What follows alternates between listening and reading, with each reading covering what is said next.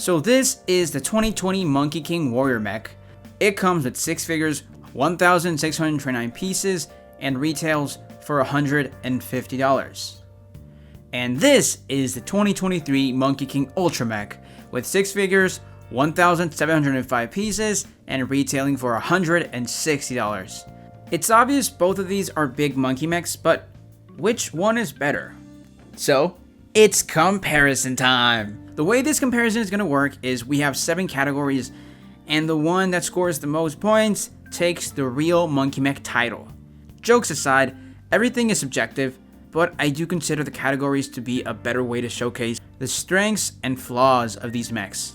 So, the categories are durability, articulation, aesthetics, price per piece, minifigure selection, play features, and overall experience.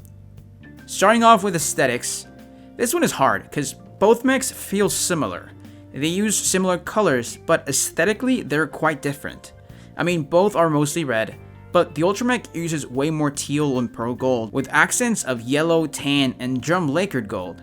And the Warrior Mech primarily uses yellows, browns, and drum lacquered gold, while teal is more of a slight accent color. The Warrior Mech also relies on simpler shapes, a lot of circles, a lot of curves, and some of the more complex elements come from the vinyl pieces. Meanwhile, the Ultra Mech has a lot going on, which I know it's not something everyone is gonna like. This mech is very futuristic, very complex, and there is so much going on at times you just don't know what you're looking at. So for this round, the point goes to the Warrior Mech. Price per piece. As I recently mentioned, the Warrior Mech has 1,629 pieces and retails for $150, which gives it a tangible value of 9.2 cents per piece. And the Ultra Mech has 1,705 pieces and retails for $160, giving it a price per piece of 9.4 cents per piece, meaning they're about the same. They're both really good deals in terms of what you're getting for your money, but technically, the Warrior Mech does have a better price per piece, so it takes the point. Minifigure selection. The Warrior Mech comes with 6 minifigures, 1 Army Builder Bull Clone, General Ironclad, 2 generic civilians, the first version of Monkey King, and Year 1 Casual MK.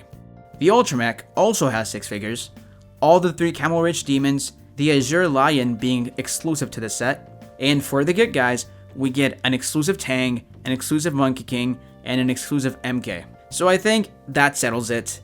The Ultra Mech just has a much better offering in terms of figures, and it's not even close.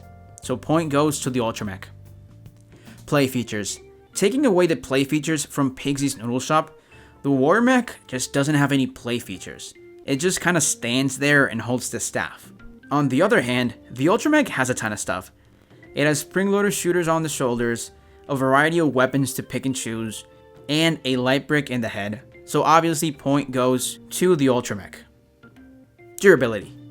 This round is really easy, because while both mechs have weak spots like any other LEGO set, if you own a Warrior Mech, you know how hard it is to keep this thing together. This thing just breaks. And with the Ultra Mech, every once in a while some piece will fall, but it's not as annoying as the Warrior Mech. Because just while making this video, I would find random pieces of the Warrior Mech on the floor, and I had no clue how they got there. So, point goes for the Ultra Mech. Articulation. Their articulation is about the same. The Warrior Mech has very loose ankles, so by design makes it somewhat unstable, and the Ultra Mech does not have this issue. At the knee and the hips, they're the same. On the arms, they have about the same range of movement, but the Ultra Mech just feels better. The Warrior Mech sometimes it just feels like it's about to break. At the elbows, they both bend but are very limited, and at the wrist, the Warrior Mech can only rotate, while the Ultra Mech has mixel joints at the wrist. The Warrior Mech also has really bad hands, with fingers that just don't stay on there, and the Ultra Mech has very sturdy fingers, but the Ultra Mech also does suck at holding the staff.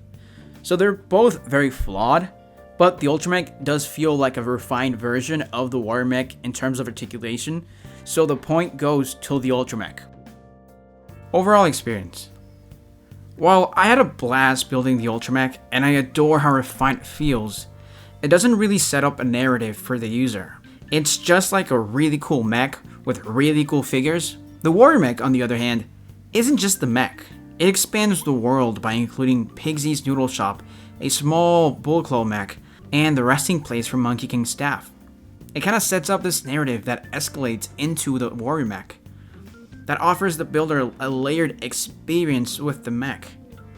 So, as an overall building experience, Warrior Mech takes the point.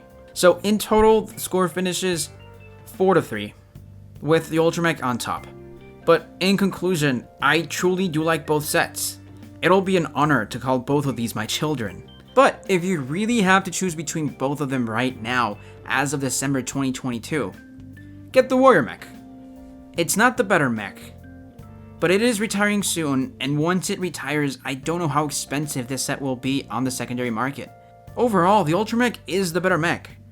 Not by a big margin, but it's more durable and it's a refined version of the Warrior Mech. It builds upon what the Warrior Mech laid out, and I'm guessing if they eventually do a third Monkey Mech, it'll be even better than both of these. But the truth is, the Bone Demon beats both. But that's a conversation for another day. As always, I'm Ace. This is Masters of Brickjitzu, and thanks for watching. Take care.